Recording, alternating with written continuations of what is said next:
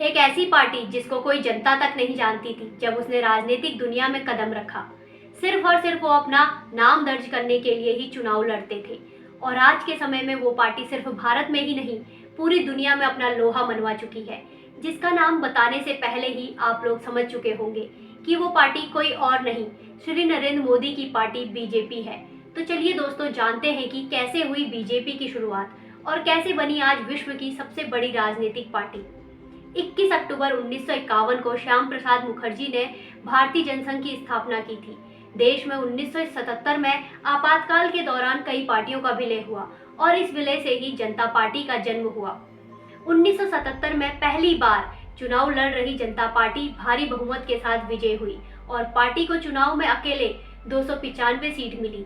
आजादी के बाद पहली बार केंद्र में मोरारजी देसाई के नेतृत्व में गैर कांग्रेसी सरकार बनने जा रही थी, लेकिन केवल 18 महीनों में ही पार्टी के नेताओं के बीच भेदभाव होने लगे और बहुमत खोने के कारण सरकार गिर गई। इसके बाद 6 अप्रैल 1980 को जनसंघ के नेताओं ने मिलकर एक नई पार्टी बनाई, भारतीय जनता पार्टी।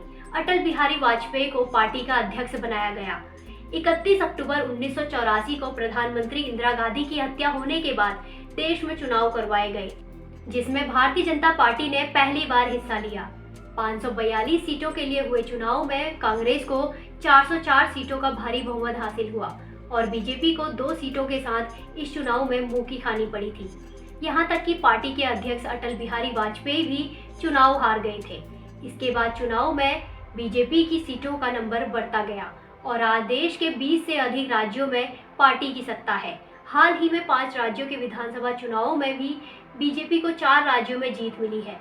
धीरे धीरे लोकसभा चुनाव में बीजेपी की सीटों के बढ़ने का सिलसिला शुरू हुआ। 1989 के आम चुनाव में बीजेपी को 85 सीटें हासिल हुई। इसके बाद 1991 में बीजेपी की सीटों की संख्या बढ़कर 85 से 120 हो गई।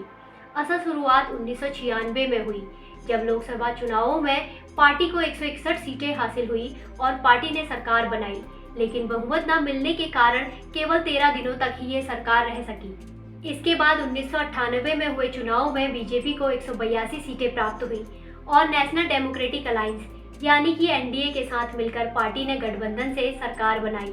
ये भी केवल 13 महीनों तक ही सत्ता में रह सकी। इसके बाद 1999 में बीजेपी के नेतृत्व में एनडीए ने 270 सीटें जीती, जिसमें बीजेपी को अकेले 182 सीटें मिली।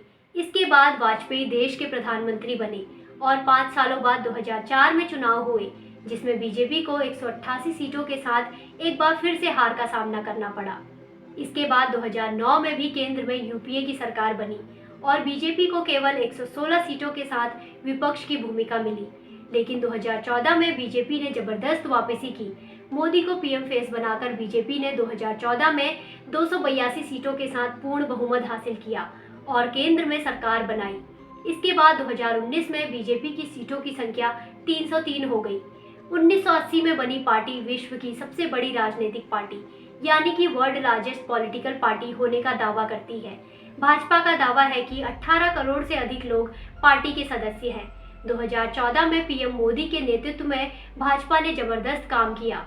2019 में बीजेपी की जीत के बाद गृह मंत्री बनने से पहले अमित शाह इस पार्टी के राष्ट्रीय अध्यक्ष रहे, जिन्होंने 2014 से 2019 तक पार्टी की कमान संभाली। इसके चलते 20 जनवरी 2020 में जेपी नड्डा को पार्टी का राष्ट्रीय अध्यक्ष चुना गया।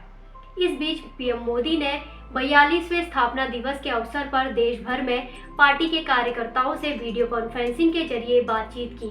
उन्होंने कार्यकर्ताओं से अपनी जिम्मेदारी के प्रति पूरी तरह से सक्रिय रहने की अपील की। इस तरीके से आज हमने आपको बीजेपी के बारे में बताया।